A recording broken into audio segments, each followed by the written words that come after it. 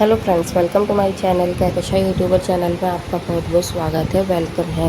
तो फ्रेंड्स, हम आपको बता दें, इंडियन आइडल सीज़न 15 के सेट पर जब रागिनी शिंदे आई थी अपना ऑडिशन देने, तो हुआ था कुछ ऐसा कि यहाँ पर बादशाह ने उठाकर फेंक दिया था अपने टेबल का तकिया और आंखों से आंसू नहीं रोक पाई थी श्रेया घोषाल भी।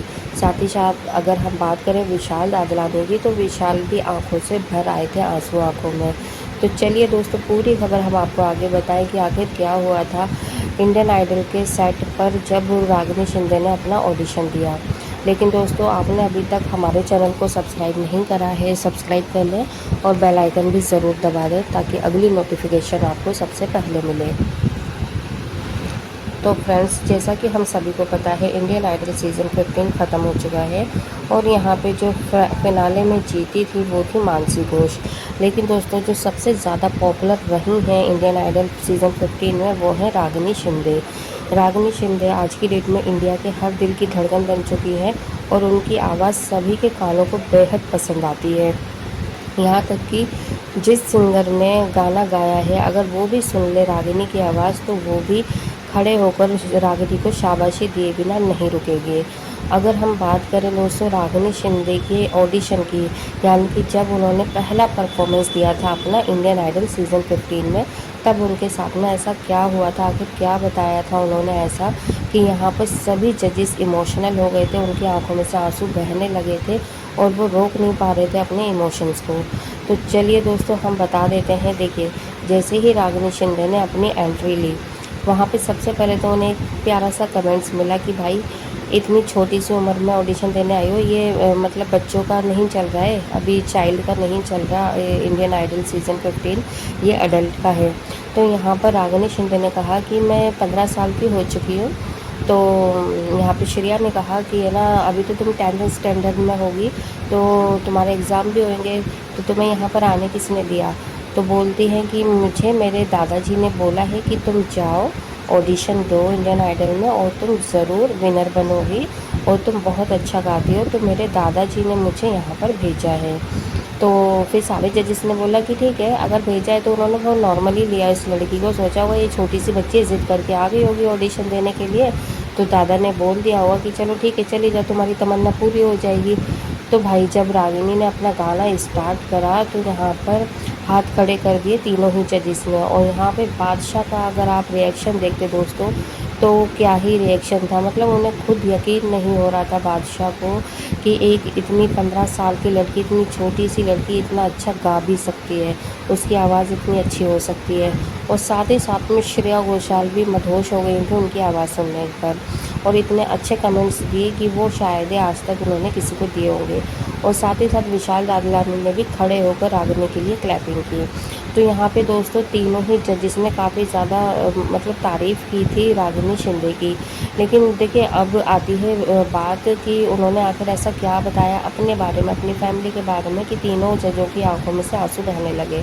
तो दोस्तों, ये जो स्टोरी थी रागिनी शिंदे की, इतनी ज़्यादा हिट, सुपर हिट हम कह सकते हैं कि इसी स्टोरी को लेकर चैनल वालों ने इतना ज़्यादा टीआरपी क्रिएट कर ली, बढ़ा ली रागिनी शिंदे की फैमिली स्टोरी को।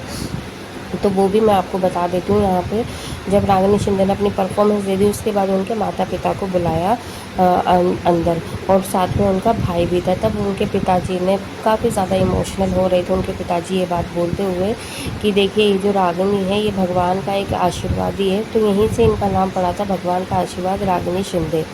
तो बोला कि देखिए, मेरी बीवी जो है, मेरी वाइफ, तो वो कंसीव नहीं कर पा रही थी और काफ़ी मतलब टाइम के बाद में ये गर्भावस्था में आई और मेरे लड़का, मतलब उसका जन्म हुआ मेरे लड़के का।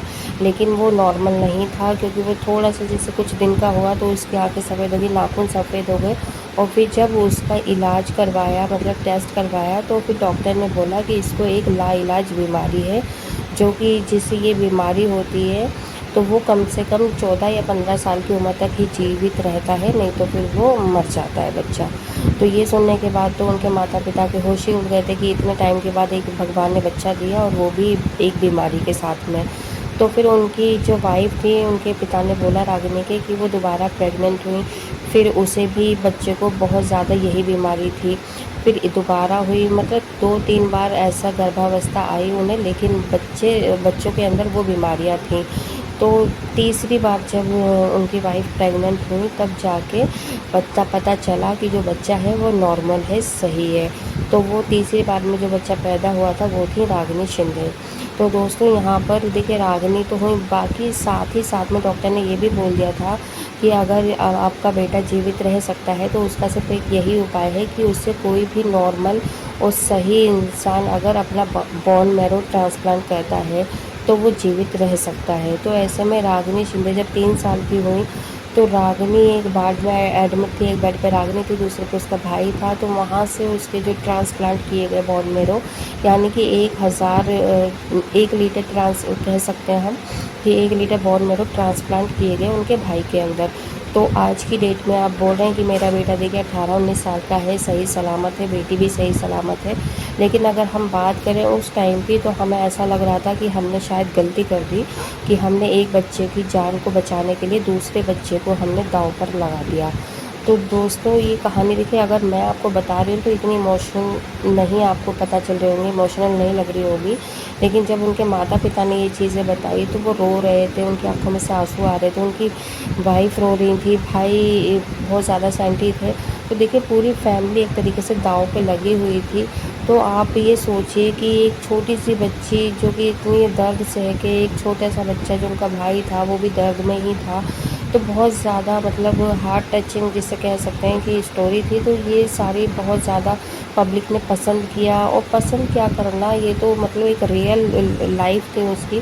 तो दोस्तों ये सारी बातें सुनने के बाद है ना, तीनों जजेस की आंखों में से आंसू आ गए। तो आप भी ये सोच सकते हैं कि अगर आपके साथ ऐसा होता तो क्या कैसा लगता। तो देखिए, एक बिल्कुल हार्ट टू हार्ट टचिंग वाली ये बातें थी। तो मुझे लगा कि मुझे आपको बताना चाहिए, इसलिए मैंने आपको बताया कि रागिनी वाकई में एक मजबूत लड़की है। ठीक है, तो अगर वो फिनाले नहीं जीत पाई तो कोई बात नहीं, भगवान ने उसे इस धरती पर लाया इसलिए है कि वो कुछ बड़ा करके दिखाएगी। तो आने वाले टाइम में रागिनी शिंदे की परफॉर्मेंस और ज़्यादा निखरेगी, अच्छा होगा। तो दोस्तों आप हमें ज़रूर बताइएगा कि आप रागिनी की आने वाले टाइम में एल्बम, म्यूज़िक, बॉलीवुड में एंट्री चाहते हैं या नहीं चाहते। वीडियो अच्छी लगे वीडियो को ज़रूर लाइक करिएगा, और आप ये भी बताइएगा कि आपको रागिनी की फैमिली हार्ट टचिंग लगी या नहीं लगी। और अगर आप चाहते हो और भी अपडेट मैं आपको अपने चैनल पर ऐसी देती रहूँ तो प्लीज़ वीडियो को लाइक ज़रूर करिएगा, चैनल को भी सब्सक्राइब करिएगा। मिलूँगी एक और नई अपडेट के साथ, तब तक ख्याल रखिएगा, बाय बाय।